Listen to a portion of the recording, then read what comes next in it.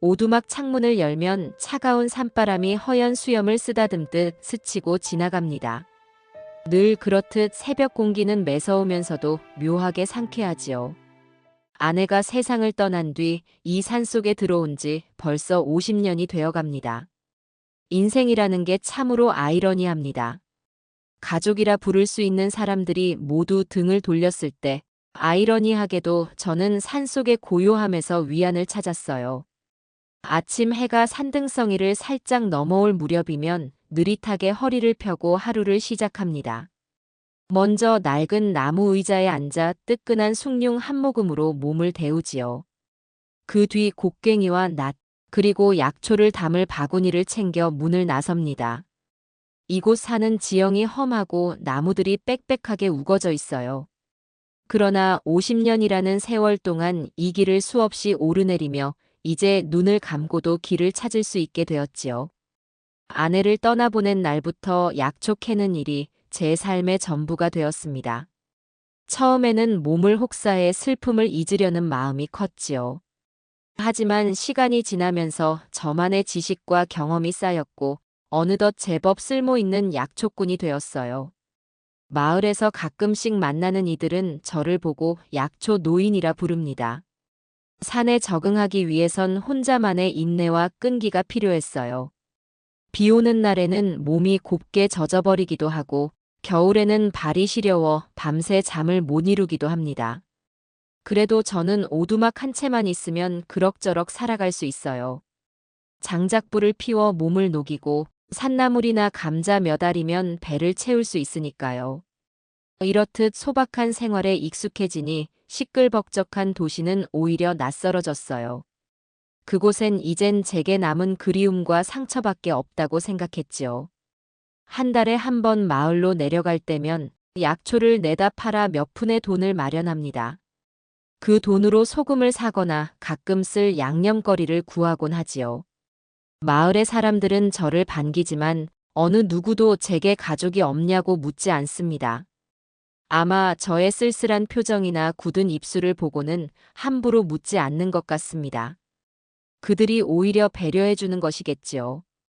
눈이 펑펑 쏟아지는 겨울날이면 문틈으로 찬바람이 들어와 이불을 몇 겹씩 덮어도 으슬으슬 춥습니다.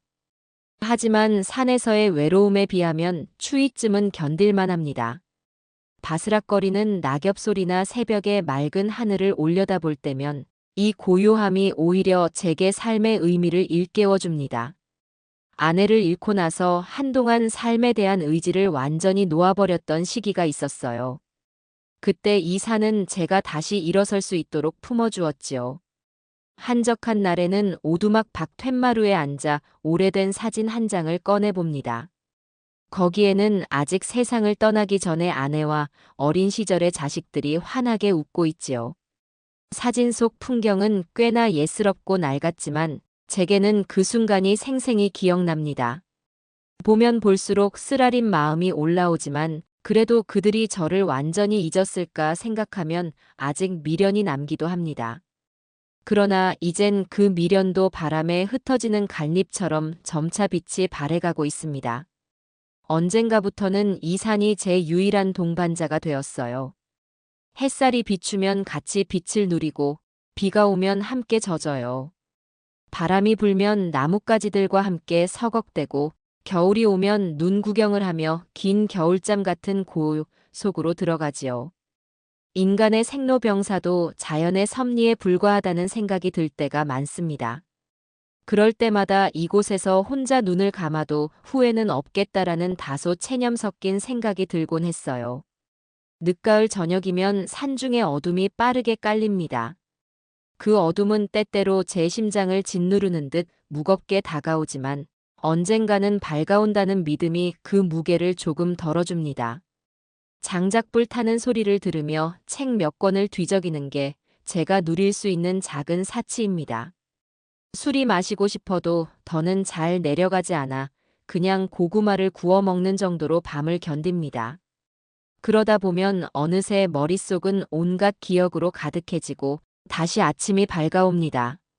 이렇듯 50년이 지나도록 여기서 나름대로 평온함을 찾고 있었습니다. 하지만 마음 한구석에는 늘 텅 빈 자리가 있었어요. 그 자리는 가족이 떠난 뒤로 영영 메워지지 않은 채로 남아 있었지요. 그러던 어느 폭풍우 치던 밤, 제 인생의 뜻밖의 문이 열릴 줄은 꿈에도 몰랐어요. 그날 밤의 일은 제게 또 다른 삶의 의미를 가져다 주었어요. 굉음 같은 천둥 소리에 잠에서 번쩍 깨자 바람 소리는 마치 산 전체가 울리는 것 같았어요. 잔뜩 웅크린 채 누워 있다가 문 밖에서 들려오는 희미한 소리를 들었지요.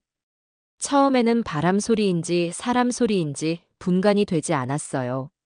하지만 분명히 누군가가 앓는 듯한 소리가 바람에 실려 흩어지고 있었어요. 심장이 덜컥 내려앉는 기분이 들어 등불을 움켜쥐고 황급히 문을 박차고 나갔습니다. 바람에 내 옷자락이 미친 듯이 휘날리고 빗줄기가 얼굴을 때리며 시야가 거의 보이지 않았어요. 그래도 어딘가 절박한 외침이 느껴지는 쪽으로 몸을 내달렸어요. 비탈진 바위 사이로 추락한 듯 보이는 어두운 그림자가 눈에 띄었어요. 가까이 다가가 보니 젊은 청년 한 명이 의식을 잃은 채 쓰러져 있었어요. 옷이 다 젖어 저체온증에 걸린 듯 보였고 여기저기 상처도 심해 보였어요. 제 나이도 이제 80이 훌쩍 넘었지만 그 순간만큼은 믿기지 않는 힘이 나왔어요. 청년을 어떻게든 끌어올려야 했지요. 커다란 바위를 짚으며 중심을 잡고 허리 통증을 참고 간신히 그를 등에 업었습니다. 여보게, 정신 좀 차려보시오. 숨이 가쁘게 차올랐지만 청년이 반응이 없는 채 고개가 푹 떨어졌어요. 성한 곳이라고는 없는 청년을 업고 비틀거리며 다시 오두막으로 돌아왔어요. 등불은 바람에 꺼질 듯 말 듯 흔들렸지만 어떻게든 불씨를 살려가며 어둠을 뚫었지요. 오두막으로 돌아왔을 때는 이미 제 온몸도 흠뻑 젖은 상태였어요. 그래도 청년을 살려야겠다는 마음에 그를 바닥에 눕히고 서둘러 장작불부터 키웠어요. 심장 박동 소리를 확인하니 미약하게나마 살아있었어요. 오래전에 아내를 간호하던 기억이 되살아났어요. 그때부터 간단한 처치나 민간요법에 대한 지식이 조금은 남아있었지요. 게다가 오랜 세월 약초를 다뤄온 터라 제법 응급처치에 자신이 있었어요. 우선 따뜻한 물로 청년의 상처 부위를 살살 닦았습니다. 찢어진 상처에는 소독한 약초즙을 발라주고 헝겊으로 감싸 고정했어요. 청년의 숨소리가 약해졌다가 다시 깊어지기를 반복했어요. 몸 곳곳에 멍이 들어 있었고 어딘가 부러진 곳은 없는지 살펴봐야 했지요. 다행히 뼈가 크게 다친 흔적은 없어 보였어요. 하지만 빗속에서 오래 헤맸는지 체온이 많이 떨어져 있었어요. 가만히 두었다가는 목숨이 위태로울 수도 있다고 생각했어요. 나는 부엌에서 웅담가루와 다른 약초들을 섞어 끓였던 오래된 해열제를 찾았어요. 직접 달인 이 약은 예전부터 열이 심하게 날 때나 염증을 가라앉힐 때 효과를 봤어요. 약을 조심스레 청년의 입가에 대봤지만 처음에는 삼킬 힘이 없어 흘려버렸어요. 몇 번이고 다시 시도하자 조금씩 목을 움직이기 시작했습니다. 제발 버텨주게나. 이렇게 죽어버리면 안 돼. 밤새워 청년의 곁을 지키며 불이 꺼지지 않도록 장작을 계속 넣었어요. 비바람은 새벽이 다 되도록 멈출 기미가 없었어요. 지붕을 세차게 두드리는 빗소리에 청년이 잠깐씩 헛소리를 하기도 했지요. 그러나 이미 의식은 거의 없는 상태였고 저는 간간히 그의 이마를 짚으며 열이 좀 내렸는지 확인했습니다. 아침이 밝기 시작할 무렵 청년의 숨소리가 조금 안정되는 듯 보였어요. 저는 온몸이 뻐근했지만 혹시라도 또 무슨 일이 생길까봐 자리에 누울 수조차 없었어요. 약초에 물을 보충하고 청년의 이마에 차가운 천을 올려놓으며 겨우 시간을 보냈습니다. 대체 어디서 온 사람인가? 왜 이런 깊은 산중에 들어와 쓰러져 있었는가? 수많은 물음이 머릿속을 맴돌았지요. 해가 중천에 오를 때쯤 빗줄기가 조금 약해졌어요. 문득 청년이 머리를 약간 움직이더니 작은 소리를 냈어요. 겨우 눈꺼풀이 떨리며 떴지만 아직 정신은 온전치 않아 보였어요. 입술이 바싹 말라 있으니 물을 조금 먹여야겠다고 생각했어요. 물을 좀 마시게나. 거친 숨소리 사이로 청년이 겨우 물을 삼키며 모굴대를 울렸습니다. 그 모습을 보니 한시름 놓이는 듯 했어요. 그래도 아직 열이 심해 보였고 제 장작불은 계속 활활 타올라 오두막 안온기를 지키고 있었어요. 청년이 손가락을 미세하게 움직이더니 제 손목을 움켜쥐려는 듯 했어요. 하지만 제대로 힘이 들어가지 않아 이내 스르르 놓치고 말았습니다. 청년 옷을 확인해 보니 고급스러운 재질이 눈에 들어왔어요. 또 주머니에는 제가 평생 본 적 없는 듯한 값비싼 소지품들이 있었어요. 도시의 부유한 가정에서 자란 사람 같았어요. 하지만 현재 그에게 중요한 건 명품 옷도 비싼 물건도 아니었지요. 그저 목숨을 부지하는 게 우선이었어요. 밤이 되자 다시 열이 올라 헛소리를 하기 시작했습니다. 저는 마른 수건으로 땀을 닦아주고 해열제를 조금씩 더 먹이며 체온을 낮추려고 애썼어요. 할아버지, 도망치지 말고. 청년의 흐릿한 목소리가 들릴 때마다 가슴이 이상하게 뛰었어요. 자식들에게 외면당한 후로 오랜만에 누군가가 할아버지라고 부르는 소리를 들은 듯 했어요. 그렇게 사흘이 지나도록 청년은 깨어나지 못했어요. 그 사이 저는 산에 잠깐 다녀오면서 약초를 더 구해와 제 나름의 치료법으로 돌봤습니다. 여전히 청년의 온몸은 멍들어 있고 잘못 움직이면 상처가 더 악화될 것 같았어요. 그래도 다행스럽게도 뼈에는 큰 이상이 없어 보였기에 약초로 상처 회복을 도울 수 있다고 판단했어요. 마지막으로 남겨둔 귀한 약재까지 아낌없이 써가며 청년의 상태를 지켜보았어요. 그리고 드디어 사흘째 아침, 청년이 천천히 눈을 떴어요. 저는 그 순간 제 가슴이 쿵쾅거림을 느꼈어요. 마치 오랫동안 들리지 않던 새소리를 처음 듣는 기분이었습니다. 청년의 시선이 허공을 조금 헤매다 이내 저를 향했어요. 여기가 어디죠? 그 말 한마디가 묵직하게 제 귀에 박혔어요. 분명히 또렷한 의식을 갖고 저를 보고 있었지요. 저는 최대한 차분한 목소리로 대답했어요. 여기는 깊은 산속에 있는 제 오두막입니다. 그쪽이 산에서 크게 다쳐 쓰러져 있었소. 청년은 천장을 잠시 바라보다가 아픈 듯 얼굴을 찌푸렸습니다. 어떻게 된 건지 잘 기억이 안 납니다. 비가 너무 많이 와서 길을 잃었었는데. 그 뒤로는 잘. 저는 고개를 끄덕이며 수건을 적셔 이마에 올려주었어요. 말은 나중에 해도 괜찮소. 몸부터 회복하는 게 우선이요. 그제야 청년이 왼손을 들었다가 눈치채듯 자신의 상처를 살폈어요. 온몸이 꽁꽁 싸매져 있는 모습을 보고 놀란 기색이 역력했습니다. 제 옷이며 이것들은. 저는 깊게 한숨을 내쉬며 말했어요. 산중에서 쓰러져 있길래 업어서 데려왔소. 상처가 심해 약초로 응급처치를 했는데 많이 힘들었겠소. 청년은 어쩔 줄 몰라 하며 조심스레 몸을 움직였어요. 아직 통증이 심한지 고통스러운 표정을 지었어요. 그래도 의식이 돌아온 것만으로 다행이라 생각했어요.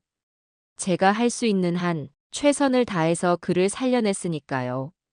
그 순간만큼은 누군가에게 필요한 존재라는 사실이 제게 큰 위안이 되었습니다. 청년은 제 오두막에서 며칠 더 머무르며 안정을 취했어요. 상처가 깊어 쉽게 움직이기 어려워 보였지만 약초 덕분에 생각보다 빠른 속도로 회복해 갔어요. 아침이면 저는 허리가 뻐근해도 약초를 찾아 산에 오르곤 했어요. 청년을 위해 더 좋은 치료법을 개발할 수 있을지 몰라 이것저것 시도해보고 싶었지요. 그 사이 청년은 배변조차 혼자 해결하기 힘들 정도였지만 참을성 있게 제 도움을 받아들였어요. 하루는 청년이 자신의 이름을 밝히며 인사를 건넸습니다. 제 이름은 민준이라고 합니다. 정말 감사합니다. 이렇게 도움을 받다니 은혜를 어떻게 갚아야 할지 모르겠어요. 저는 손을 내저으며 말했어요. 살아있는 것만으로도 이미 충분하오. 제가 한 것은 할 수 있는 일을 했을 뿐이오. 민주는 고급 옷차림과 달리 말투가 공손하고 침착했어요. 처음엔 도시 청년이라면 다들 건방지거나 촐랑댈 거라고 생각했는데 예상과 달랐어요. 오히려 의연함과 함께 우울해 보이는 기색이 느껴지기도 했지요. 산중 생활이 지루할 법도 한데 그는 조용히 앉아 창문 밖을 바라보며 생각에 잠긴 듯 했어요. 처음 만났을 때부터 뭔가 숨겨진 사연이 있을 것만 같아 조금 궁금해졌습니다. 옷차림이나 소지품을 보니 꽤 부유한 가정 출신인 듯하오. 혹시 어떤 일을 하시는지 물어봐도 되겠소? 조심스레 물었더니 민주는 잠시 침묵했어요. 그리고는 시선을 바닥으로 내리깔며 천천히 입을 열었어요. 사실 저는 작은 IT 회사를 운영하는 젊은 CEO입니다. 사업상 이 지역에 온 건 맞지만 이렇게 산에서 길을 잃을 줄은 몰랐어요. 그가 말하는 회사를 저는 전혀 알지 못했지만 들은 바에 따르면 꽤 규모가 큰 기업인 것 같았어요. 도시에 나갔을 때 얼핏 들은 뉴스에서 본 적이 있을 법한 이름이지만 저는 텔레비전도 없으니 자세히 알 수가 없지요. 민주는 제게 이것저것 물어보기도 했어요. 할아버지는 이렇게 깊은 산에서 언제부터 사셨습니까? 약초로 상처를 치료하는 모습이 무척 인상적이었어요. 그 말에 저도 모르게 옛 생각이 조금씩 떠올랐습니다. 여기에 들어온 지는 한 50년이 다 되어 가는군요. 원래는 도시에서 살았지만 어쩌다 보니 가족과 헤어지고 여기까지 오게 됐소. 그 뒤로 줄곧 약초를 캐며 살아왔지. 이 얘기를 하다 보면 항상 가슴 한구석이 시려옵니다. 민주는 제 이야기에 깊은 관심을 보였습니다. 특히 약초를 다루는 법이나 약재에 관해서 궁금해했지요. 할아버지가 직접 만든 이 약, 정말 놀랍습니다. 약국에서 파는 어떤 항생제보다 효과가 빠른 것 같은데 혹시 이걸 제 회사 연구팀에 소개해 볼 생각은 없으신가요? 저는 손사래를 치며 대답했어요. 난 그냥 오래 묵힌 비법을 쓴 것뿐이요. 세상에 내놓을 만한 대단한 건 아니요. 그러자 민주는 괜히 안타깝다는 듯 고개를 저었어요. 이렇게 귀한 지식이 산속에만 묻혀 있다는 게 너무 아쉬워요. 그래도 할아버지가 원치 않으시면 어쩔 수 없지만요. 그 말에는 도시 사람만의 조급함과 안타까움이 섞여 있었어요. 제가 굳이 싫은 티를 낸 건 아니지만 오래 혼자 살다 보니 세상에 대한 미련이 크게 없었던 탓도 있지요. 하루 이틀이 지나면서 민주는 조금씩 건강을 되찾았어요. 상처의 붓기도 가라앉았고 걸을 때는 아직 살짝 절뚝거리지만 혼자 의지로 움직일 수 있을 정도가 되었어요. 그 과정에서 그와 대화를 주고받다가 그는 제 삶에 대해 이것저것 물어왔어요. 혹시 가족분들은 정말 안 찾으시나요? 자제분들은 저는 잠시 말을 멈추고 밖의 어두운 숲을 바라보았어요. 그 사람들은 날 외면했고 나도 이젠 더 이상 미련이 없어요. 다 끝난 이야기이니 자네가 신경 쓸 필요 없소. 저도 모르게 목소리가 단호하게 나갔어요.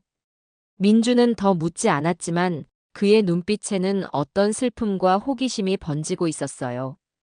왠지 서로 비슷한 상처를 짊어지고 있다는 느낌이 들기도 했어요. 이렇게 함께 지내는 동안 저는 문득 몇십 년 만에 사람답게 말하는 기분을 느꼈어요. 홀로 지내온 세월 동안 제 목소리를 들어준 건 바람과 나무들 뿐이었거든요. 누군가와 마음을 나누는 일이 낯설었지만 동시에 따뜻했어요. 민준의 눈동자에는 제가 모르는 세계가 담겨 있었고 그 낯선 빛이 묘하게 저를 안도하게 만들었어요. 어쩌면 이 청년의 방문이 우연이 아닌지도 모르겠다고 생각했어요. 어느 날은 민준이 간단히라도 산을 둘러보고 싶다고 했어요. 몸이 완전히 회복되지 않아 걱정했지만 굳이 말릴 수는 없었지요. 오랜만에 누군가와 함께 산길을 걷는다는 건 제게도 새로운 경험이었습니다. 이렇게 높은 나무들과 맑은 공기. 참 좋네요. 도시에서는 느낄 수 없는 평화네요. 민준이 제 곁을 조심스럽게 걸으며 말했어요. 나도 처음엔 여기 온 걸 후회도 했어. 하지만 살다 보니 나름의 행복이 있더군. 소란스러운 인간관계 없이 자연이 주는 솔직함 속에서 하루하루가 소중해졌지. 민주는 고개를 끄덕이며 저를 바라보았어요. 그 시선이 마치 무언가를 결심한 사람처럼 보였지만 저는 굳이 묻지 않았어요. 저녁이 되자 오두막 창가 옆에 앉아 함께 이야기를 나누었습니다. 장작불이 타오르며 비추는 불빛 아래서 민주는 자신이 맡고 있는 사업 이야기를 조금씩 털어놓았어요. 할아버지, 저 말입니다. 회사를 키워왔지만 요즘 들어 무언가 허전함을 느낍니다. 돈과 명예가 전부가 아니라는 생각이 들어서요. 저는 조용히 그의 말을 들었어요.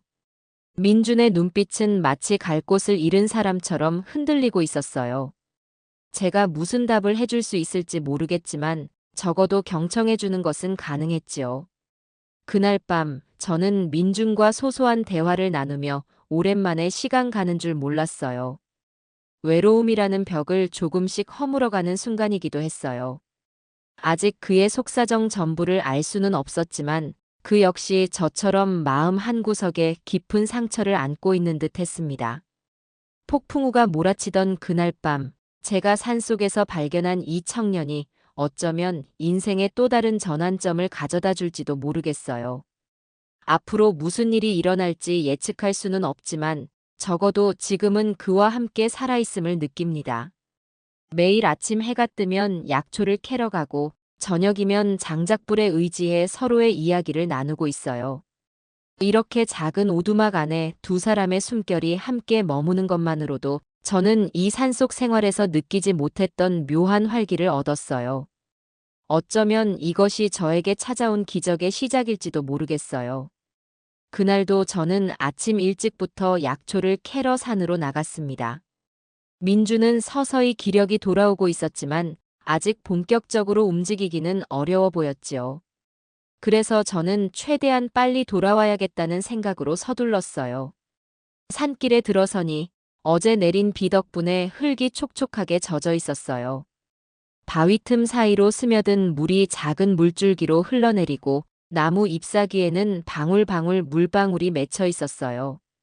평소보다 좀 더 빠른 걸음으로 지나가던 중 눈에 익은 약초들이 군데군데 자라있는 곳이 보였어요. 기회가 될 때마다 비축해두는 것이 좋을 것 같아 조심스럽게 뿌리를 파서 가방에 담았어요. 예전 같으면 혼자만의 고요함을 즐기며 천천히 캤을 텐데 요즘은 오두막에 남아있는 민준이 신경 쓰여 마음이 조금 바빠졌어요. 사람이란 참 간사한 것일까? 하는 생각이 들기도 했어요. 혼자가 익숙하다고 생각했는데 막상 누군가가 생기니 그 상대에게로 자꾸 마음이 움직였어요. 약초를 어느 정도 챙기고 나니 해가 더 높이 떠올라 숲 사이로 볕이 따스하게 내려앉았습니다. 저는 땀을 훔치며 조금 쉬었다가 다시 걸음을 재촉했어요. 오두막으로 돌아오는 길가에 붉게 물든 단풍잎이 바스락거렸어요. 멀리서 까마귀 한 마리가 울어대며 커다란 날개를 퍼덕이는 소리가 들렸어요. 가끔은 이 산이 정적만 있는 곳이 아니고 무수히 많은 생명체가 함께 살아가고 있다는 걸 실감하게 됩니다. 오두막에 도착해 문을 열자 민준이 낮은 목소리로 저를 불렀어요. 할아버지, 벌써 오셨습니까? 그는 의자를 붙잡고 일어나 있으려 애쓰는 모습이었어요. 그렇게 무리하면 안 돼요. 아직 다 낫지 않았는데. 여기 앉아서 잠시 쉬시오. 저는 급히 다가가 그를 부축했어요. 민주는 산으로 나간 저를 기다리는 동안 오두막 이곳저곳을 둘러보며 시간을 보냈다고 했어요. 그러다 낡은 책장에 꽂혀 있던 사진첩을 우연히 발견했다고 하더군요. 사진첩은 거의 50년 가까이 잘 열어보지 않은 물건이었어요. 그 안에는 저와 가족들이 함께 찍은 사진들이 있어요. 아내가 아직 살아있을 때, 자식들이 어린 시절에 함께 나들이를 갔던 모습도 있고, 젊었던 제 모습이 담긴 사진들도 섞여 있지요. 민준이 이 사진첩을 본 듯 했어요. 처음에는 제가 별로 보여주고 싶지 않았지만 이미 어느 정도 열람이 된 상태라 더 숨길 필요도 없었어요. 무엇보다 민준이 조심스럽게 사진 속 이야기를 궁금해했으니까요. 그의 눈은 사진 한 장 한 장을 살피면서 마치 오래된 역사책을 보는 듯 깊은 호기심이 묻어났어요. 할아버지, 이 사진 속 남자는 혹시 할아버지 동생이신가요? 민준이 한 장의 사진을 가리키며 조심스레 물었어요. 사진 속에는 아직 앳된 얼굴을 한 저와 그보다 두세 살 어려 보이는 남자아이가 어깨동무를 하고 있었습니다. 서로 얼굴이 닮아 보였지요. 제가 말없이 고개를 끄덕이자 민주는 커다란 한숨을 쉬듯 사진을 유심히 들여다봤어요. 어쩐지 할아버지와 닮았다고 생각했어요. 그럼 이분은 지금 어디에? 그 순간 제 가슴이 살짝 뻐근해지며 낡은 기억들이 떠올랐어요. 많이 어렸을 때 헤어졌어. 생각해보면 하찮은 일로 서로 마음에 상처를 주고 그러다 결국 연락이 완전히 끊겨버렸지. 간단히 말했지만 사실 그 뒤로 벌어진 일들은 복잡하고 쓰라린 것이었어요. 아내가 세상을 떠난 후 자식들에게도 버림받는 일을 겪으면서 세상과 단절해버렸지요. 동생에 대해서도 특별히 찾으려 노력하지 않았어요. 이미 더 이상 살아있지 않을 거라 생각한 것도 있고 무엇보다 괜히 다시 상처만 받을 것 같았으니까요. 민주는 그런 제 마음을 이해한다는 듯 더 깊이 묻지 않았어요. 그러나 그날 밤 저는 좀처럼 잠을 이루지 못했어요. 사진첩을 보니 잊으려 했던 기억들이 모두 돌아왔기 때문입니다. 가족과의 단절, 동생과의 싸움, 그리고 후회. 산속 생활을 선택한 뒤로 마음 한편에 꼭꼭 숨겨둔 그림자들이 다시 스멀거리며 올라왔습니다. 장작불이 서서히 타들어가며 작은 불빛을 남길 무렵 저는 조용히 앉아 옛일을 반추했어요.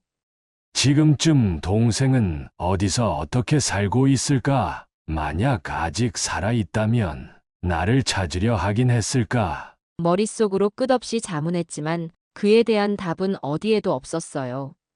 민준이 사진첩을 발견한 것이 이 모든 고민을 다시 불러일으킨 셈입니다. 다음 날, 민준은 아침 식사를 마치고 제게 조용히 이야기를 꺼냈어요. 할아버지, 혹시라도 동생분을 찾고 싶은 마음이 있으십니까? 저는 장작불을 고르던 손을 멈추고 고개를 돌려 그를 바라보았어요. 찾아서 뭘 하겠소? 내가 이 꼴로 살고 있는데 괜히 서로 상처만 줄 것 같구려. 민주는 입술을 꽉 깨물며 고개를 끄덕이더니 이내 표정을 가다듬고 말했어요. 그렇다면 제가 괜한 참견을 한 걸 수도 있겠네요. 다만 마음속에 후회가 남아있다면 언젠가는 풀어야 할 때가 오지 않을까요? 그 말에 저는 아무 대꾸도 하지 않았어요. 그저 민준의 눈빛에 무엇인가 결심이 담긴 것 같다는 느낌만 받았습니다. 그 후 며칠 동안 민준은 상처가 한층 나아졌지만 마음속 어딘가 복잡해 보였어요. 저 역시 동생과의 과거를 다시 떠올리며 울적해지기도 했어요. 이 평온했던 산속 생활에 갑자기 불어닥친 감정의 소용돌이 같았어요. 그러면서도 민준이 보여주는 따뜻함과 진심 어린 관심이 어쩌면 나에게 마지막 기회를 주는 건 아닐까 하는 생각이 들었어요. 민준이 오두막 생활에 제법 익숙해질 무렵, 저는 장작 패는 일이나 물 깃는 일을 조금씩 함께 나누기 시작했어요. 청년은 무척 성실하고 자기 일처럼 잘 도와줬어요. 상처가 다 나은 건 아니지만 그래도 움직일 수 있을 만큼 회복된 모습을 보니 참 대견했습니다. 그렇게 두어 달이 흘러가려는 시점이었어요. 그날 아침, 저는 마을에 다녀올 준비를 하고 있었어요. 약초를 한 꾸러미 정도 팔아서 밀가루와 약간의 양념거리 등을 구입해야 했지요. 민주는 이번엔 자신도 함께 내려가고 싶다고 했어요.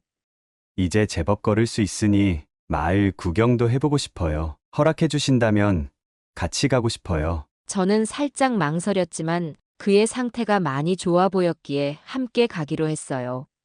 마을에 도착해 약초를 파는 곳으로 향했어요.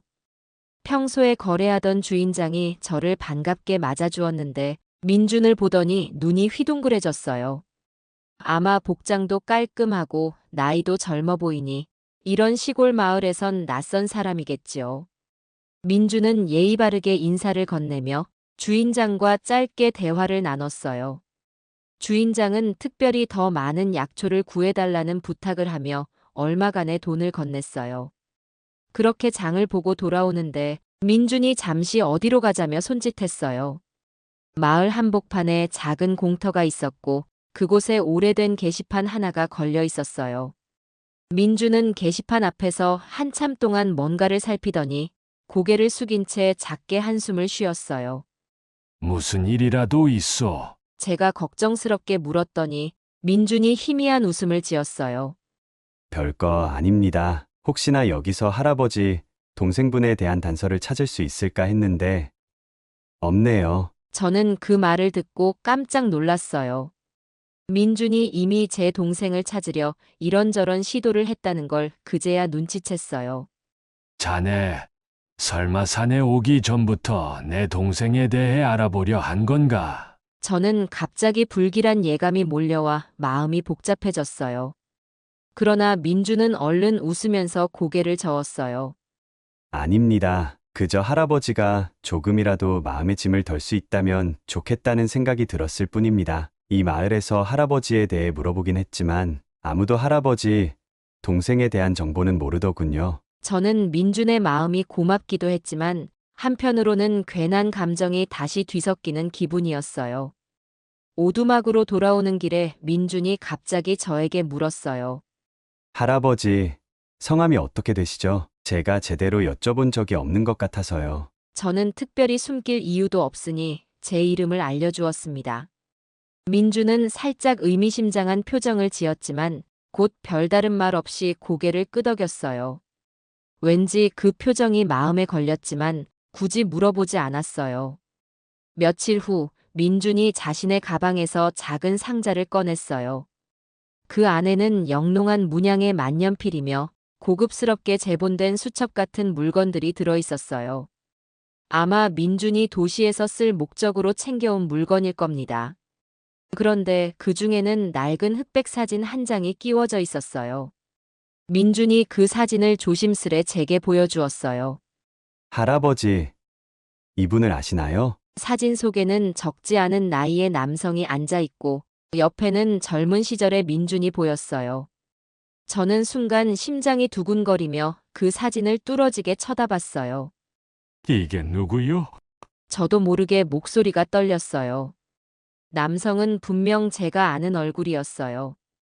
주름이 자글자글한데도 면면이 드러나는 이목구비가 제 동생과 무척 닮아 있었습니다. 아니, 거의 동일 인물이라 해도 될 정도였지요. 장민석, 저희 할아버지이십니다. 한때는 형님이 계셨다고 늘 말씀하셨어요. 그 말을 듣는 순간 저는 마치 번개를 맞은 듯 온몸이 굳어버렸어요. 동생의 이름이 정확히 장민석이었어요. 오래전 연락을 끊고 살았던 그 동생과 이름이 똑같았어요. 사진 속 얼굴도 분명 늙은 동생의 모습과 일치했어요. 저는 체념하듯 무너지는 심정으로 겨우 입술을 달싹였어요. 그럼 자네 할아버지가 내 동생이라는 말인가? 민주는 애써 담담하게 고개를 끄덕였어요. 아마도 맞을 겁니다. 처음부터 확신이 있었던 건 아니지만 할아버지가 평생 찾으려 했던 형님이라는 분이 혹시 살아계실까 궁금했어요. 그래서 제가 직접 알아보려고 이 지역에 왔던 것입니다. 저는 허리를 제대로 가누지 못하고 의자에 털썩 주저앉았어요. 50년 가까이 서로 소식조차 몰랐던 동생. 그 동생의 손자가 바로 이 오두막에 와서 제 상처를 치료받고 함께 지내고 있었다니 어찌 믿어야 할지 알 수 없었어요. 말도 안 되는 일이 일어났구려. 그래서 자네가 내게 자꾸 동생 이야기나 성함을 물어본 것이었소. 저는 민준을 바라보며 힘겹게 말했어요. 민준은 제 표정을 살피며 차분히 대답했어요. 네, 확실한 증거가 필요했어요. 함부로 말하기도 어려웠고요. 하지만 사진첩에서 할아버지 동생분의 모습을 본 뒤로 거의 확신이 들었어요. 그제야 저는 머리를 감싸쥐었어요. 하필이면 이런 깊은 산골짜기에서 제 동생의 손자를 만나게 되다니. 그렇다면 할아버지는 지금 어디에 있지? 아직 살아있긴 한 건가? 저는 다급한 마음으로 물었어요. 민주는 잠시 말없이 고개를 떨구었어요. 할아버지는 몇 해 전 돌아가셨어요. 마지막 순간까지 형님을 찾고 싶다고 하셨어요. 그 한마디에 저는 눈시울이 뜨거워졌어요. 가슴속에 묵혀둔 상처와 회한이 한꺼번에 밀려오며 말문이 막혀버렸어요. 동생이 죽었다는 소식은 이미 각오했던 일이긴 하지만 막상 이렇게 직접 듣고 나니 온몸이 쑤시는 듯 아팠어요. 그토록 긴 세월 동안 서로 화해 한 번 못하고 헤어져야 했다니. 그 후회가 너무도 크게 몰려왔어요. 민주는 제 옆에 조용히 앉아 있었어요. 지금까지 저에 대한 예의를 지키면서도 할아버지의 유언을 따르려 이곳에 왔던 청년이지요. 어쩌면 폭풍우가 치던 그날 밤, 산에서 그를 발견한 건 운명적인 일이었을지도 모르겠어요. 만약 그날 제가 민준을 발견하지 못했다면 이 놀라운 만남도 없었을 테니까요. 저는 몇 날 며칠을 멍한 상태로 지냈어요. 마치 세상이 무너져 내린 것처럼 깊은 상실감에 휩싸였다고 해야 할까요? 동생이 떠났다는 소식도 충격이었지만 그 동생의 손자와 제가 이토록 가까이 있었다는 사실이 더욱 믿기지 않았어요. 민주는 저의 충격을 이해한다는 듯 조용히 옆에서 도왔어요. 식사를 챙겨주거나 오두막 주변을 정리하는 일들도 알아서 했어요. 그는 마치 저를 위로하고 싶어 하는 것처럼 말없이 곁에 있어 주었어요. 때로는 몇 마디 말보다 조용한 동행이 더 큰 힘이 된다는 걸 그때 깨달았습니다. 하루는 민준이 작은 편지 봉투를 내밀었어요. 할아버지께서 돌아가시기 전 제게 이 편지를 꼭 전해드리라고 하셨어요. 그런데 애초에는 할아버지 형님이 이미 세상을 떠났다고 들어서 참 난처했죠. 그러다 우연한 기회에 할아버지께서 남긴 기록을 찾게 되어 혹시나 하는 마음으로 이 지역에 왔어요. 저는 조심스럽게 그 봉투를 받아들었어요. 봉투에는 낡은 글씨로 형님께라고 적혀 있었어요. 지금까지 살아오면서 이렇게 가슴이 울렁거린 적이 있었나 싶을 정도로 심장이 뛰었어요. 봉투를 찢듯 열고 안에 들어있는 편지를 펼쳐보았어요. 잉크가 군데군데 번져 있었고 글씨는 조금 흐릿했지만 알아볼 수 있었어요. 형님, 이 어리석은 동생이 이제 와서야 펜을 들어 미안하오. 평생 형님을 잊은 적이 없었소. 어릴 적 철없던 다툼으로 인해 우리가 왜 이렇게까지 멀어져야 했는지 생각할수록 가슴이 저미오. 저는 편지를 읽어내려가며 이미 눈물이 앞을 가려 문장을 제대로 볼 수 없었습니다. 수소문 끝에 형님이 세상을 떠났다는 소식을 들었을 때 나는 모든 걸 포기했소. 살아 계시다면 꼭 과하고 싶었는데 그 희망마저 사라졌다고 생각했지. 정말 미안하오. 정말 보고 싶소. 편지는 별다른 미사여구 없이 동생의 후회와 그리움이 담겨 있었어요. 몇 줄 되지 않는 문장 속에 평생의 죄책감과 사랑이 동시에 느껴졌지요. 형님이 이 편지를 볼 수 있을지는 모르겠지만 혹여 기적이 일어난다면 내 손자 민준에게 이걸 전하라고 부탁해두겠소. 다시 만날 수 있다면 꼭 형님을 안고 싶어요. 마지막 문장을 읽는 순간 제 눈에선 주체할 수 없는 눈물이 쏟아졌어요. 바로 앞에 있는 민준도 눈시울이 붉어졌어요. 차마 저는 말을 잇지 못했고 편지를 손에 꼭 쥔 채 울음으로 가슴을 내리쳤어요. 우리 형제는 서로 헤어져 평생을 원망과 슬픔 속에 보낸 셈이었어요. 정작 가까운 곳에 있었다면 진작에 만나 풀 수도 있었던 문제였을 텐데. 민주는 그런 저를 말없이 바라보다가 곁에 다가와 어깨를 가만히 감쌌어요. 젊은 청년답지 않은 깊은 배려가 느껴졌어요. 저는 더 이상 참지 못하고 꺼이꺼이 목 놓아 울었어요. 50년 만에 처음으로 가족의 온기를 다시 느끼는 듯 했어요. 며칠간 저는 동생의 편지를 품에 안고 지냈어요.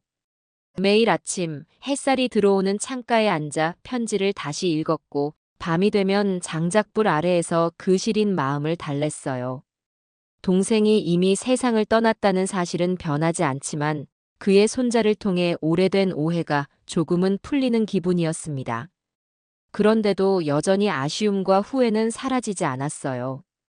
민주는 저와 더 많은 이야기를 나누고 싶다며 천천히 자신의 과거를 털어놓기도 했어요. 어릴 적부터 똑똑하고 유능하다는 말을 들었지만 정작 가족과의 정을 느낄 시간이 많지 않았다고 합니다. 부모님이 일찍 돌아가셔서 할아버지 손에 자랐고 사업을 물려받아 성공을 이뤘지만 마음 한구석에는 늘 허전함이 있었다고 했어요. 그 허전함은 할아버지가 평생 잃어버린 형님을 그리워한다는 사실을 알고 난 뒤 더 깊어졌다고 했지요. 민주는 마침내 결심하듯 제 손을 잡았어요. 저는 할아버지의 유언을 지키고 싶어요. 그리고 할아버지, 형님이신 할아버지를 제대로 모시고 싶어요. 도시로 함께 가주시면 안 될까요? 그 말을 듣는 순간 저는 복잡한 감정이 교차했어요. 이 산속 생활을 버리고 도시로 간다는 건 생각해 본 적도 없는 일이었습니다. 민준아, 나는 이 산에서 지내는 것에 익숙해졌고, 이미 나이가 너무 많아. 도시 생활은 낯설고, 자식들에게도 외면받았던 내가 과연 어울릴 수 있을까? 민주는 제 손을 꼭 쥔 채 눈을 마주쳤어요.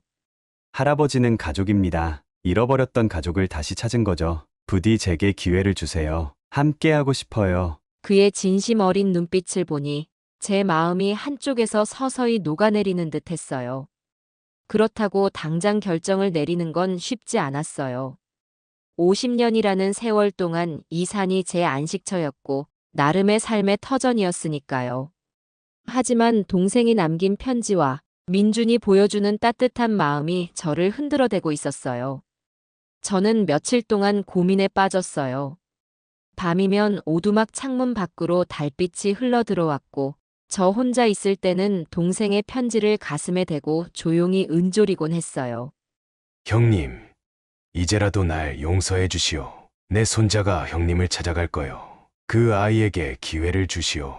마치 동생의 목소리가 귓가에 맴도는 듯 했어요.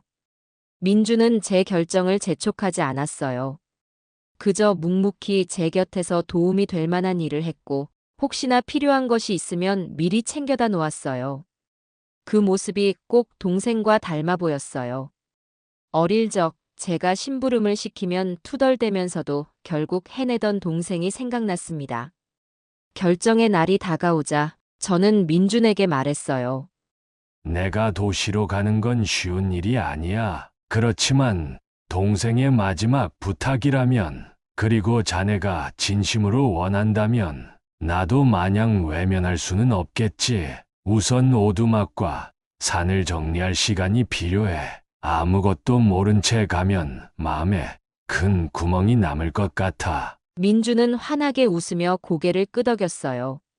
얼마든지 기다리겠습니다. 할아버지가 결심하실 때까지 곁에서 돕겠어요. 그리고 저도 도시로 돌아가 회사를 잠시 정리해야 합니다. 그 후에 함께 가실 수 있다면 저는 더할 나위 없이 기쁠 겁니다. 그렇게 해서 저는 인생의 또 다른 전환점을 향해 천천히 걸음을 옮기기 시작했어요. 동생이 남긴 편지를 품고 그의 손자를 곁에 두고 가족이라는 이름이 얼마나 따뜻하면서도 아픈 것인지를 다시금 깨닫게 된 시기였어요. 잃어버린 시간은 다시 주워 담을 수 없지만 그 공백을 채울 새로운 시작이 있다면 너무 늦은 건 아니라는 생각이 들었어요. 이 깊은 산속에서 50년을 보냈어도 결국 인연은 끊어지지 않았어요. 동생과의 과거는 비록 직접 풀지 못했지만 그 마음은 민준이라는 다리를 통해 제게 전해졌지요. 저는 이제 이 산의 마지막 겨울을 어떻게 보낼지 고민하게 되었습니다. 아마 이곳에서 다시 긴 겨울을 나는 동안 저는 동생을 추억하며 제 삶을 다시 정리하게 될 것입니다. 그리고 봄이 오면 민준과 함께 새로운 인생의 계절을 맞이할 준비를 해야겠지요. 창밖으로 부는 산바람이 어느새 차가워졌어요. 낙엽이 땅에 수북이 쌓여 바람이 부딪힐 때마다 바스락거리는 소리가 귀를 간지럽힙니다. 저는 다시 한번 동생의 편지를 펼쳐봅니다. 잉크가 번져 잘 보이지 않는 글자들 사이로 동생의 목소리가 들리는 듯 했어요. 형님, 정말 미안했소. 그리고 보고 싶소. 그 한 줄을 다시 읽으며 저는 속으로 대답했어요. 나도 마찬가지다. 못난 형을 용서해다오. 그이고 고맙다. 스산한 가을바람에 작은 촛불이 흔들립니다. 민주는 방 한 구석에서 무언가를 정리하느라 분주한 모습입니다. 이 모든 순간이 믿기지 않을 만큼 신기하게 느껴집니다. 한때 이 오두막은 세상에서 저 혼자만 남은 듯한 외로움과 슬픔으로 가득했던 곳이었습니다. 그런데 지금은 새로운 가족의 기척이 여기까지 전해져 오고 있어요. 어쩌면 이것이 제게 주어진 또 하나의 기적일지도 모르겠어요. 저는 미처 꿈꾸지 못했던 가족의 온기를 동생의 손자를 통해 다시 느끼고 있으니까요. 우연인가 필연인가를 따질 필요 없이 이 모든 일들이 제겐 너무나도 소중합니다. 앞으로 어떤 길을 가게 되든 저는 동생의 편지와 함께 나아갈 것입니다.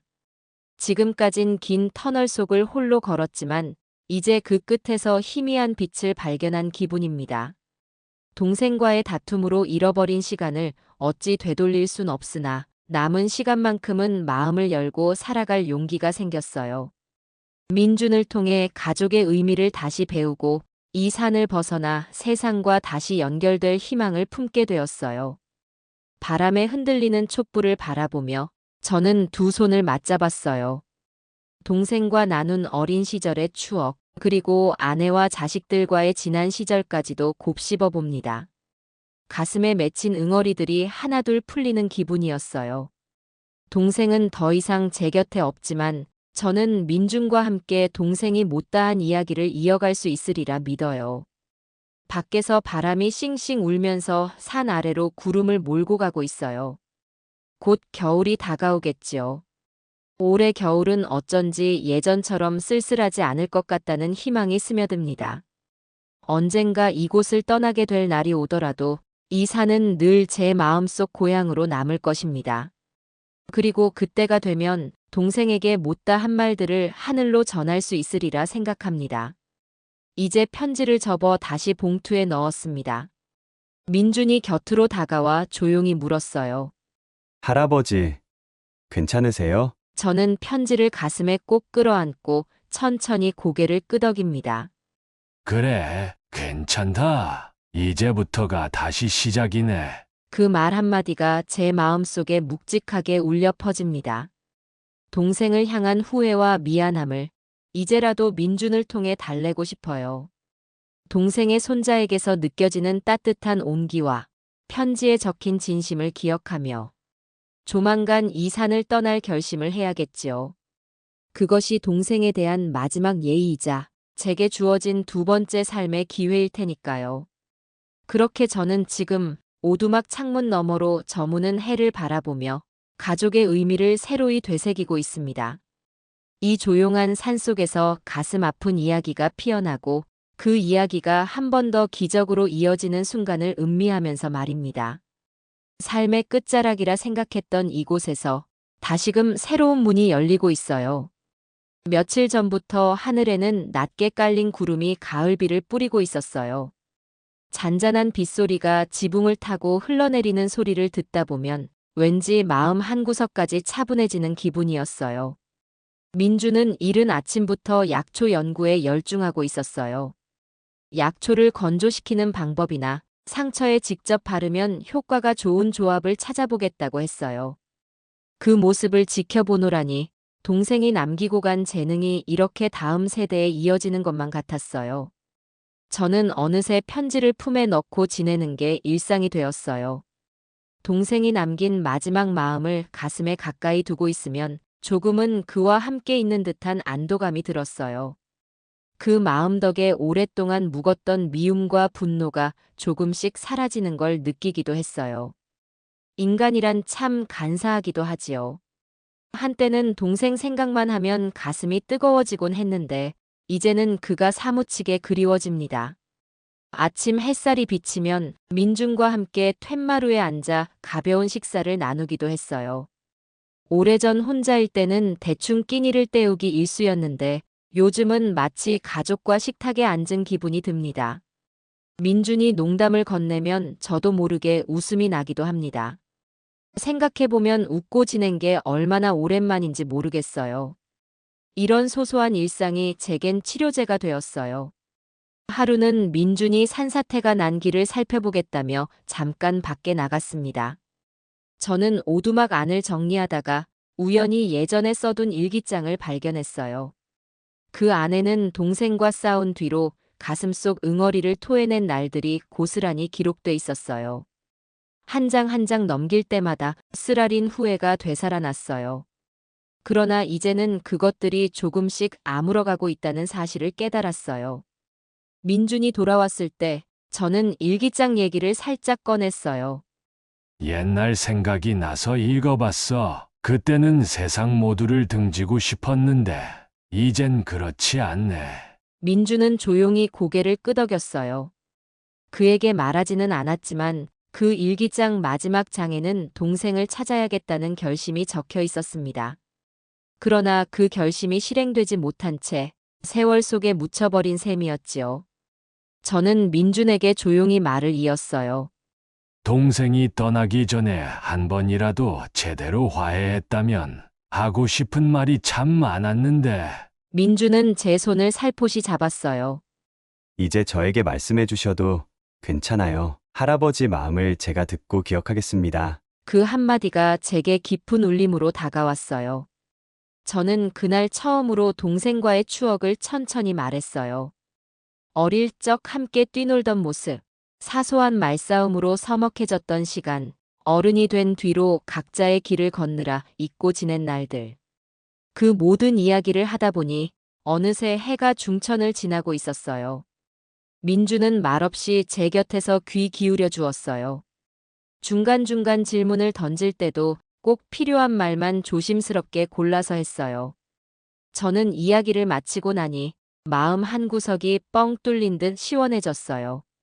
동생에게도 하지 못했던 말들을 그 손자에게 털어놓고 나니 묵혀뒀던 슬픔이 조금 덜어진 기분이었어요. 민주는 잠시 고개를 숙였다가 다시 제 눈을 바라보았어요. 할아버지, 제게 해주신 말들을 모두 기억하겠습니다. 그리고 제 할아버지께서도 이런 이야기들을 늘 하고 싶어 했을 거예요. 그날 밤 저는 장작불 앞에 앉아 다시금 동생의 편지를 꺼냈어요. 형님, 살다 보면 누구나 잘못을 저지르고 돌이키지 못한 선택을 하기도 하지요.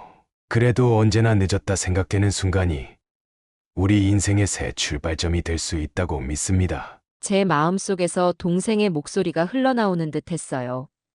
타오르는 장작불을 바라보고 있자니 불꽃이 마치 동생의 눈빛처럼 선명해 보이기도 했습니다.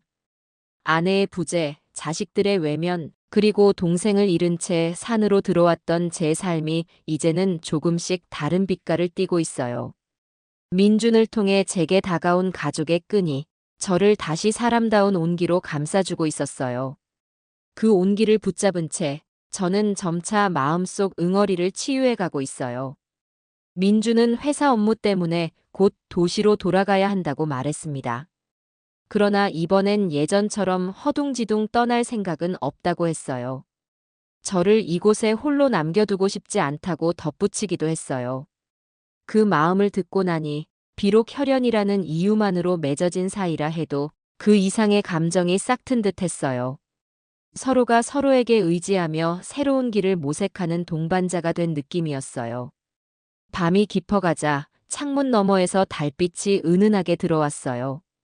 비는 이미 그쳤고 산자락을 감싸는 안개가 희미하게 깔려 있었어요. 저는 다시 한번 편지를 접어 봉투에 넣었어요. 그리고 제 가슴 위에 손을 올려놓았어요. 동생의 용서와 그리움이 이제는 제 상처를 보듬어주고 있어요. 민준과의 인연은 동생이 저를 위해 남긴 마지막 선물 같은 것이었어요. 그 선물을 귀히 여기며 저도 남은 인생을 조금은 다르게 살아보고 싶다는 마음이 들었습니다. 이 산을 떠나는 건 아직 두렵지만 적어도 이전처럼 철저히 고립된 삶을 계속할 이유는 없겠지요. 화해와 치유는 그렇게 제 마음 깊숙한 곳에서 천천히 피어나고 있었어요. 가을이 저물어가고 하늘은 점차 겨울을 예고하는 색으로 물들었어요. 나뭇잎들은 바람에 쓸려 사방으로 떨어지고 어느새 마른 가지가 앙상하게 드러나 보이기 시작했습니다. 산속 오두막에서도 아침 저녁으로 찬바람이 문틈 사이로 스며들어 장작불을 지펴야만 온기를 유지할 수 있었어요. 민주는 도시로 돌아갈 날짜를 잡았어요. 저도 언젠가 그를 따라갈 마음을 먹었지만 완전히 결정이 서기까진 시간이 조금 더 필요했어요. 이곳에 남아있는 제 소중한 추억들과 50년 세월을 함께한 흔적들을 정리해야 했기 때문입니다. 민주는 그 점을 충분히 이해해 주었어요. 떠나기 전 그는 저에게 말했어요. 저는 곧 다시 오겠습니다. 그때까지 마음 편히 계십시오. 민준이 산을 내려가는 날 아침, 저는 오두막 문 앞에 서서 그를 배웅했어요. 등에 짐가방을 맨 민주는 아쉬움 가득한 표정으로 절 바라보았습니다. 할아버지, 꼭 건강히 지내세요. 몇 주 안에 돌아올 수 있도록 하겠습니다. 저는 그 말에 고개를 끄덕이며 쓸쓸한 미소로 응답했어요. 민준이 시야에서 사라지고 나니 오두막에는 다시 고요가 찾아왔어요.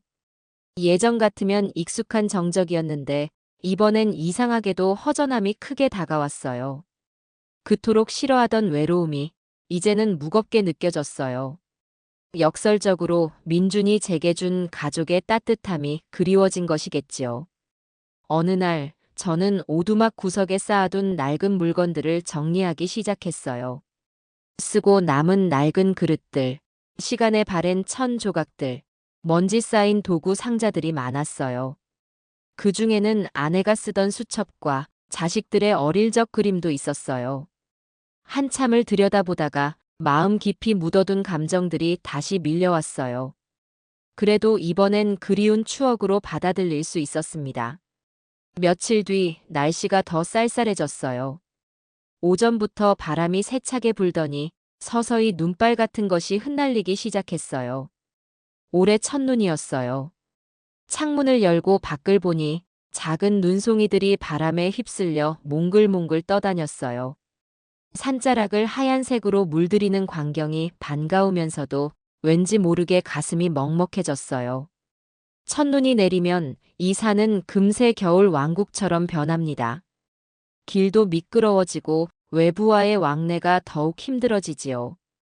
그렇지만 민준을 기다리고 있는 지금 저에게는 조금 다른 느낌으로 다가왔어요. 저는 눈길에 발자국을 찍으며 잠깐 산책을 나갔어요. 동생과 어린 시절 눈싸움하던 장면이 어렴풋이 떠오르기도 했습니다. 오후가 돼서야 다시 오두막에 돌아온 저는 뜨거운 물로 손발을 녹이고 나서 낡은 나무 의자에 앉았어요. 그리고 산 아래를 바라보았어요. 민준이 떠난 지 일주일 정도 지났지만 이미 그 시간이 길게 느껴졌어요. 저는 그가 두어 주 내로 돌아올 거라는 얘기를 되새기며 속으로 기다렸어요. 밤이 되자 저는 민준이 남기고 간 물건들을 챙겨보았어요. 그 중에는 회사 관련 서류들도 있었고 제 약초에 대한 메모들도 있었어요. 마치 도시에서 벌어질 일들을 미리 준비해둔 것 같았어요. 저는 언젠가 이 산을 내려가 민준과 함께 연구소 같은 곳을 둘러보게 될지도 모르겠다는 상상을 해봤어요. 그 상상만으로도 긴장되면서 묘한 기대감이 생겼어요. 어느새 저는 이 산을 떠난 뒤의 일을 구체적으로 떠올리기 시작했습니다. 낯선 환경에 적응할 수 있을까 걱정도 되었지만 혼자서 이곳에 남아있는 살보다는 나을 것 같았어요. 민준이 도시에서 손을 내밀어 줄 테니 저도 조금씩 걸음을 맞춰볼 수 있으리라 믿었어요. 동생의 손자와 함께 살며 혹시 모를 가족들과도 다시 인연을 이어갈 수도 있지 않을까 하는 생각이 들었어요. 다음 날 아침 불어닥친 추위에 나무가 마르고 잎은 거의 다 떨어져 있었어요. 바스락거리는 낙엽을 밟으면서 저는 오두막 뒤편의 작은 터를 둘러봤어요. 거기엔 제가 몇 해 전 심어둔 약초 밭이 있었어요. 아직 겨울이 오기 전부터 추위를 견디도록 덮어둔 거적이 살짝 들려 있었어요. 이제 이 약초들도 저와 함께 새 삶의 장으로 떠나게 될지도 모릅니다. 저는 조금씩 마음의 준비를 하며 오랫동안 이뤄놓은 약초 재배법과 치료법을 정리하기 시작했습니다. 낡은 노트에 손수 그려둔 스케치와 여러 해 동안 쌓인 노하우가 빼곡히 적혀 있었어요. 민준에게 언젠가 모든 걸 전수해주고 싶었어요. 그것이 저의 지난 세월이 헛되지 않았다는 증거가 될 테니까요. 민준이가 떠난 뒤로 산은 조금 더 추워졌어요. 높은 가지를 휩쓸고 가는 바람 소리가 한층 매서워졌고 오두막 창문 사이로 들어오는 찬 기운에 자주 몸을 움츠리게 되었지요. 다만 예전과 달리 빈 오두막이 주는 고독이 좀 더 선명하게 느껴졌습니다. 민준이가 제게 남긴 온기가 그만큼 컸다는 뜻이겠죠. 한편으로는 산속 생활을 정리하는 과정이 생각보다 쉽지 않았어요. 벽장 안을 열면 아내가 쓰던 낡은 천과 자식들이 어린 시절 그려놓은 그림들이 나왔고 바닥 구석에는 며칠 전까지 주워 모아둔 약초가 그대로 쌓여 있었지요. 이 물건들 하나하나가 곧 제가 살아온 흔적이라 실감이 났습니다. 그래도 이젠 결단할 때라는 마음이 조금씩 자리를 잡았어요. 며칠 뒤 마을에 내려가 약초를 팔아 필요한 물건들을 구입했어요. 어르신, 이번 겨울도 산에 계실 건가요? 마을 사람들이 물었을 때 저는 애매하게 웃으며 고개를 끄덕였지만 사실 오래 머무르지 않을 수도 있겠다는 생각이 들었습니다.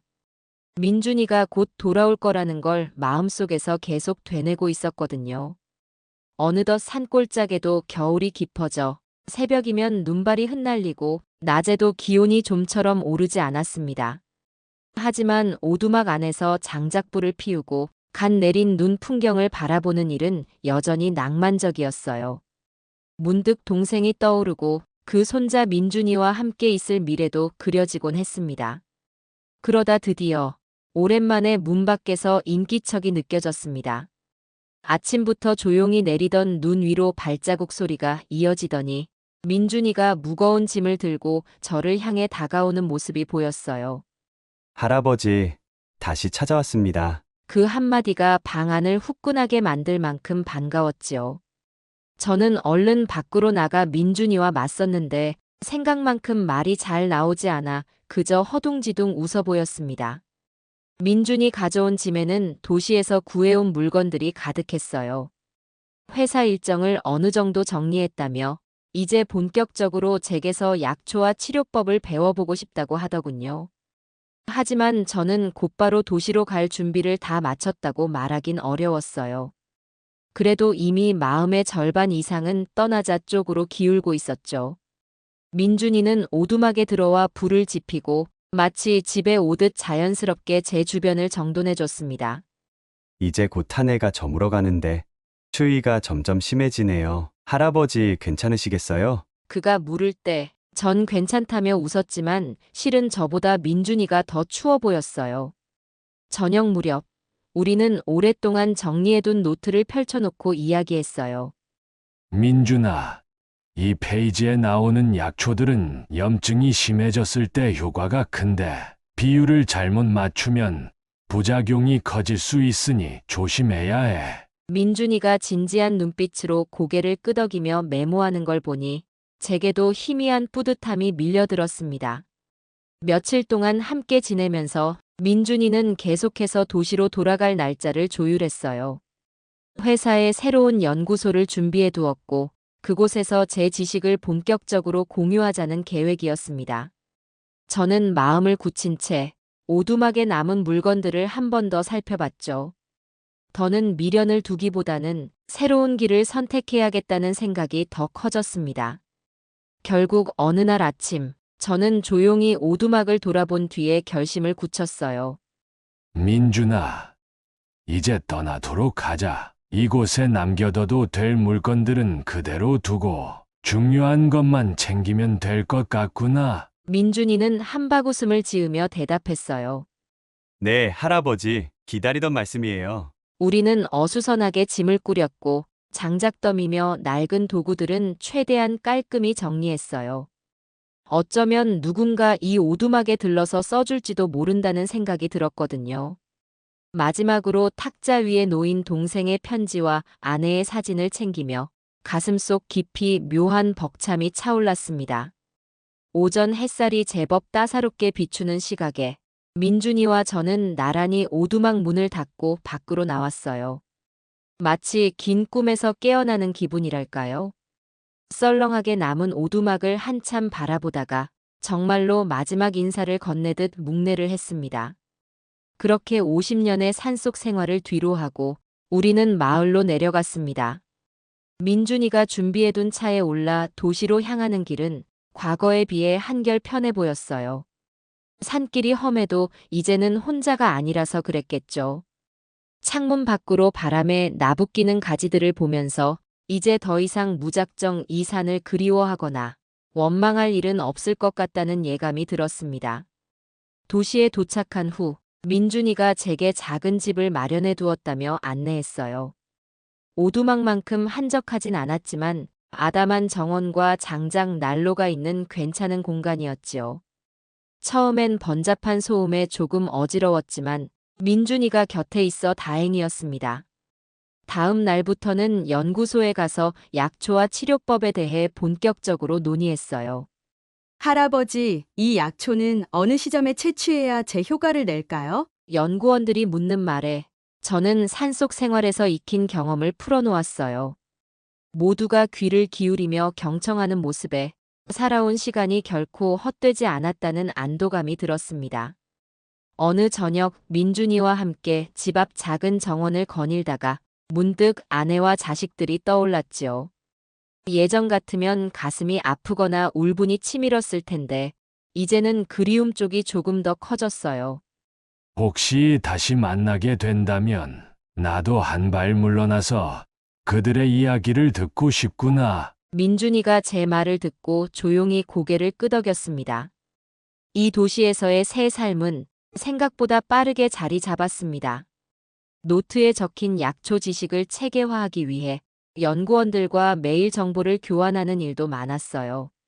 산에 있던 시절엔 상상조차 못했던 변화였지만 민준이 곁에서 저를 응원해주니 의욕이 솟았습니다. 언젠가 아침 해가 떠오르는 걸 창문 너머로 지켜보며 동생에게 마음속으로 인사를 전했습니다.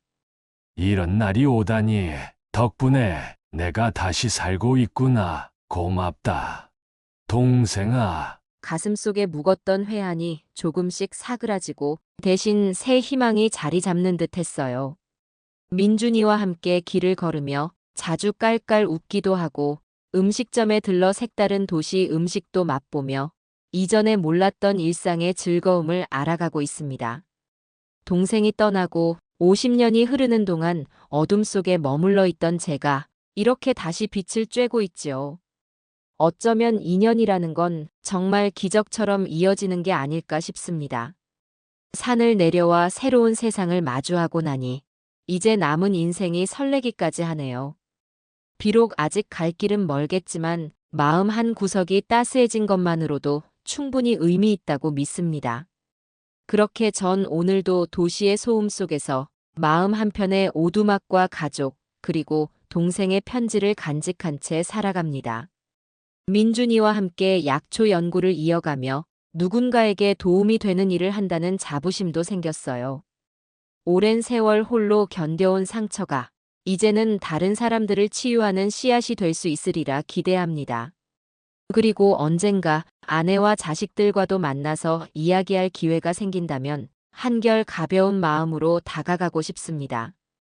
그들을 향한 원망보다 함께한 시간의 소중함을 먼저 말할 수 있도록 준비해 보려 해요. 저와 민준이의 인연이 이렇게 기적을 만들었듯 그들과의 관계도 새롭게 피어날 수 있으리라 생각합니다. 오랜 겨울잠에서 깨어난 듯한 기분으로 저는 오늘도 민준이와 함께 인생의 다음 페이지를 써내려가고 있어요. 딱히 거창한 목표가 있는 건 아니지만 지금 이 순간이 조금 더 따뜻하고 서로에게 힘이 되면 그걸로 충분하다고 느낍니다. 늦었다고 생각했던 순간에도 또 다른 길은 늘 우리를 기다리고 있었으니까요. 그렇게 저는 새로운 삶을 걸어가고 있습니다.